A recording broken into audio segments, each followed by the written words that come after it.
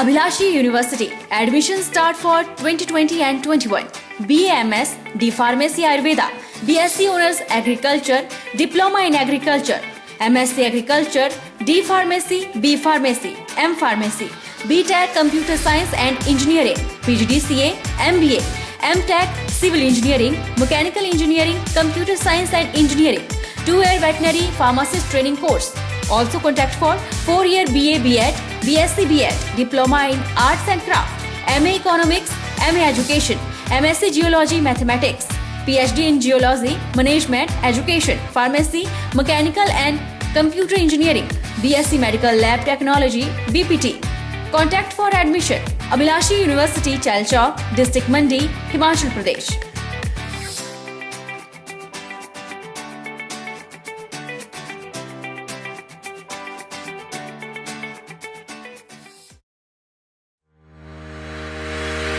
Skill विज्ञान programme के अंतर्गत युवाओं के लिए सुनहरा अवसर। विज्ञान विषय में जमा 2 उत्तीर्ण और ग्रेजुएट, पोस्ट ग्रेजुएट छात्रों से लेबोरेटरी तकनीशियन और क्वालिटी कंट्रोल बायोलॉजिस्ट की वजीफा सहित 3 माह की ट्रेनिंग के लिए आवेदन आमंत्रित करती है। आवेदन की अंतिम तिथि 31 जुलाई है। आप हमारे हिमकॉस्ट वेबसाइट पर जाएं और दिए गए नंबरों पर संपर्क करें।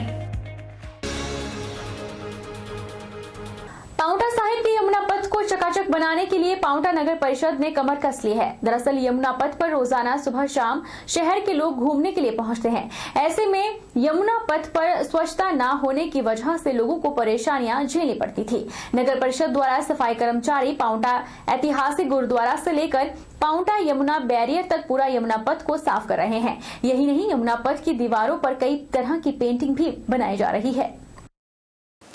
यमुना पथ पर सफाई कर रही महिला सफाई कर्मचारियों ने बताया कि यमुना पथ को स्वच्छ बनाया जा रहा है और सारा कूड़ा करकट यहां से उठाकर डस्टबिन में डाला जा रहा है। शहर के लोगों को सुविधा देने के लिए हर एक संभव प्रयास किए जा रहे हैं। वहीं नगर परिषद के कार्यकारी अधिकारी SS नेगी ने बताया कि यमुना पथ पर रोजाना लोगों की आवाजाही बढ़ती जा रही है, जिसको देखते हुए नगर परिषद पांवटा द्वारा यमुना पथ को सुंदर बनाने का प्रयास किया जा रहा है। उन्होंने कहा कि यमुना पथ को साफ सुथरा बनाने के लिए नगर परिषद कार्य कर रहा है, तो यमुना पथ पर बैठने और दीवारों पर पेंटिंग रोटरी क्लब पांवटा द्वारा किया जा रहा है, ताकि यहां पर घूमने पहुंच रहे लोगों को हर तरह की सुविधाएं मिल सके। इसके साथ साथ उन्होंने बताया कि यमुना पथ की दीवारों पर कृष्ण लीला और महाभारत काल की तस्वीरें बनाई गई हैं, ताकि यमुना पथ की सुंदरता को 4 चांद लग सके। हम सारे शहर की सफाई कर रहे हैं।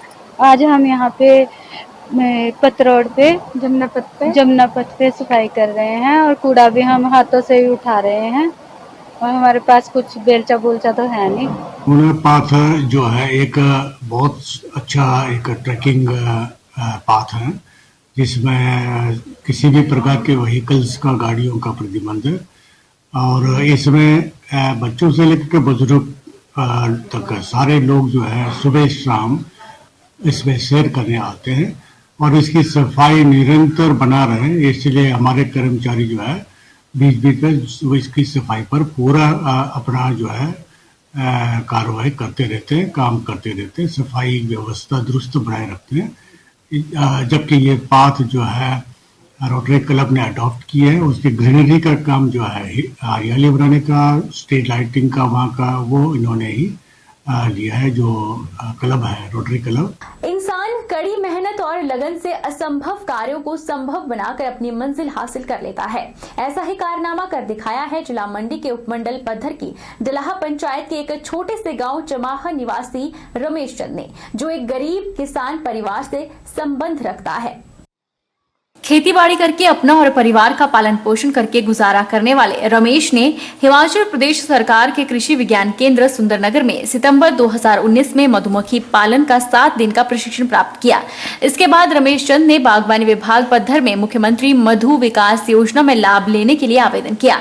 रमेश चंद ने बताया कि उसे उद्यान विभाग द्वारा मुख्यमंत्री मधु विकास योजना के तहत 50 बक्सों की एक यूनिट आर्थिक सहायता दी गई, जिस पर विभाग द्वारा प्रति बक्सा 1600 रुपए 80% अनुदान राशि और मधुमक्खियों वाली फ्रेम पर भी 80% अनुदान राशि प्रदान की गई।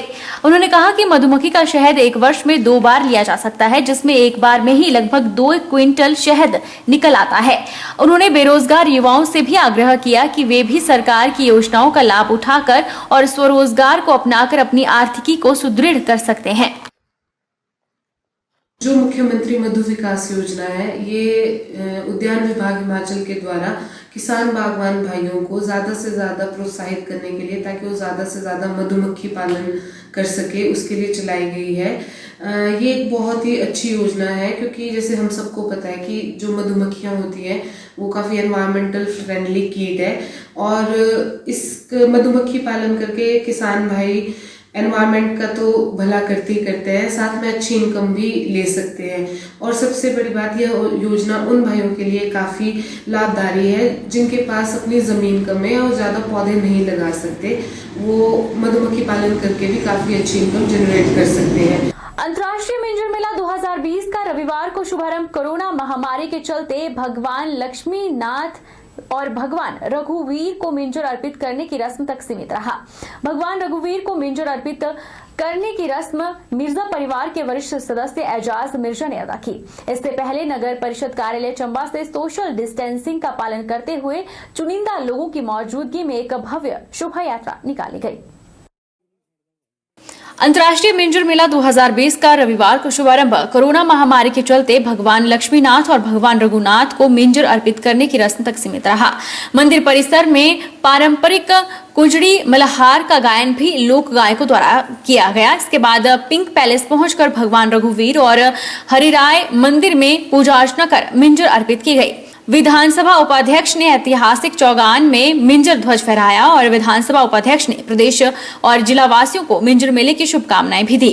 अंतर्राष्ट्रीय मिंजर मेला का जो शुभारंभ है वो सभी रस्मों के साथ, परंपराओं के साथ, और इस नए युग में, नया युग इसीलिए कह रहा हूँ कि सोशल डिस्टेंसिंग और मास्क वगैरह ये वो, और उतना बड़ा तामझाम नहीं।